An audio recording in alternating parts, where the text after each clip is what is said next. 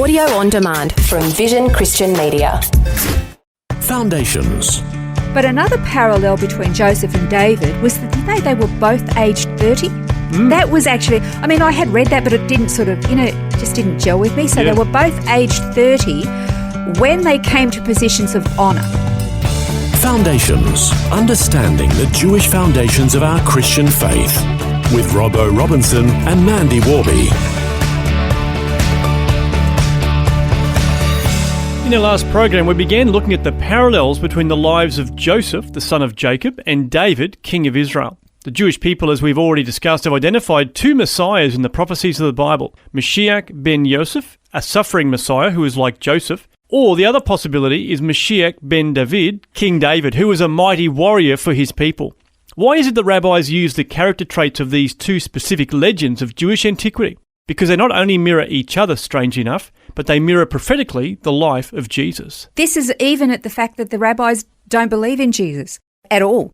But here you've got these two messiahs, they're completely opposite, but are they? Yeah. So, we touched on these similarities between Joseph and David last time. I want to keep going on that just to show some more between the two, because in a little while, or over the next couple of programs, we'll look at the similarities between Joseph and Jesus and then David and Jesus. But I want to go through the lives of these two men to see how they actually still parallel each other as well. Another parallel between Joseph and David is that their fathers both sent them to check on the welfare of their brothers. Both of them went through this. Remember that Joseph lived a long time. There was a long stretch of time between Joseph and King David. That's right, yes. There was hundreds of years between them. Yeah, long time. But yes, in Genesis 37 we read this where Jacob said to Joseph, "Aren't your brothers pasturing the flock at Shechem? Come, I'll send you to them." He said to him, "Here I am." So he said to him, "Go now, see if it's well with your brothers." And then a similar thing happened in David's life when he was young, as a shepherd. In 1 Samuel 17, Jesse said to David, his son, "Take for your brothers an ephah of this parched grain, and these 10 loaves, and carry them quickly to the camp to your brothers. Also take these 10 cheeses to the commander of their 1,000, and see if your brothers are well." So they both had to go and were sent to check on the welfare of their brothers. So they have that little commonality there. But another parallel between Joseph and David was that, they were both aged 30. That was actually, I had read that, but it didn't just didn't gel with me. So they were both aged 30 when they came to positions of honour. And they were both over the people in their authority. They were both beloved by their people. Yeah. Joseph in Egypt and David in Israel as well. Yeah, so of course, Joseph, we see this in Genesis 37:3. Now, Israel loved Joseph more than any of his sons. Joseph was 30 years old when he entered the service of Pharaoh, king of Egypt. And Joseph went out from the presence of Pharaoh and went through all the land of Egypt. Yeah, so he actually had quite a lot of favour, was well beloved.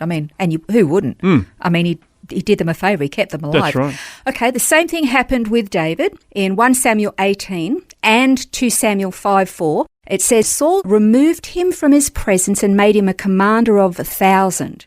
And he went out and came in before the people, and David had success in all his undertakings, for the Lord was with him. And when Saul saw that he had great success, he stood in fearful awe of him.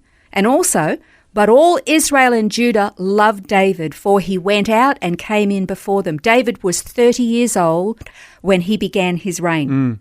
So there are amazing similarities there. Well, even the fact that they were loved, by the people around them as well. So there's not just the fact they were 30, but they were loved. Absolutely. By those around them. Yeah, and again, you can see this, I'm probably jumping ahead, but you see this parallel that Jesus, as a young boy, was held in great favour with both God and man. Anyway, I'm jumping ahead of myself. Another parallel between Joseph and David was that the rulers who ruled above them were both in fearful awe of these men, understanding that they were both blessed by God and they were uncannily wise. Yeah. So it was almost like they knew there was something really special about these guys, and it kind of held them in check a little bit. That's right, so true.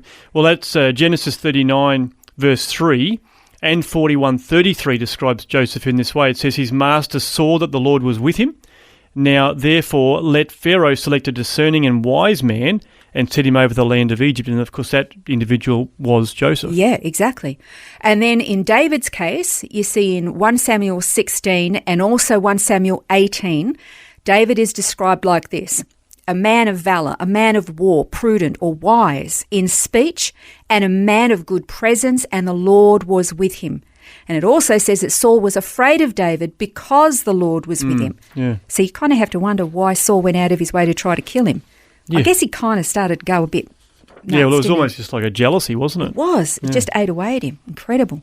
So then another similarity about this, I mean, these guys had all the girls swooning. They were really right. good looking. They sure were. Well, Genesis 39:6 says of Joseph, now Joseph was handsome in form and appearance. And in David's case, in 1 Samuel 17, it says of David, when the Philistine looked, that was Goliath, looked and saw David, he disdained him, for he was but a youth, ruddy and handsome in appearance.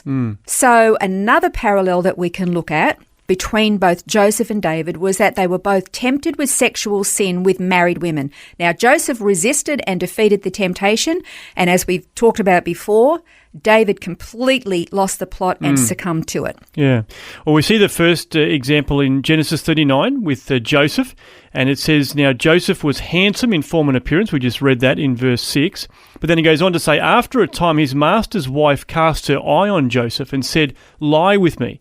Joseph responded by saying, how then can I do this great wickedness and sin against God? Do you know what I like about that? His first thought was, if I sin, I'll be sinning first and foremost against God. Yeah, that's we right. often think when we do the wrong thing that we're sinning against somebody else. Yeah. But always, first and foremost, every time we sin, we're sinning against God first. Yeah, that's right.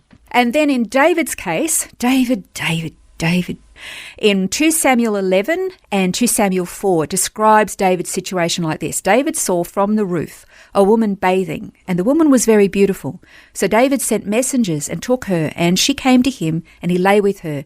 Now she had been purifying herself from uncleanness, and then she returned to her house, but the thing that David had done displeased the Lord. I mean, at least Joseph had pause. Yeah. And that's what always, I think, confuses me with David. He was a man after God's own heart. Joseph's first thought was, I can't do this. I can't sin against God. David didn't even have pause. He didn't even sort of stop to think. He just saw her and he said, yep, no worries, just send for her. That always confuses me. But anyway, I guess human nature being what it is. Yeah, that's right. Both of them were tempted by sexual sin.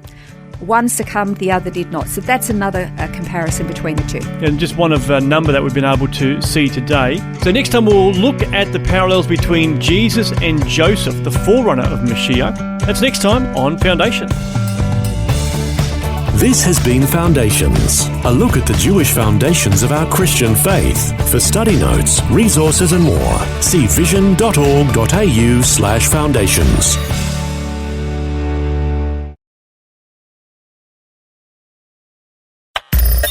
Thanks for taking time to listen to this audio on demand from Vision Christian Media.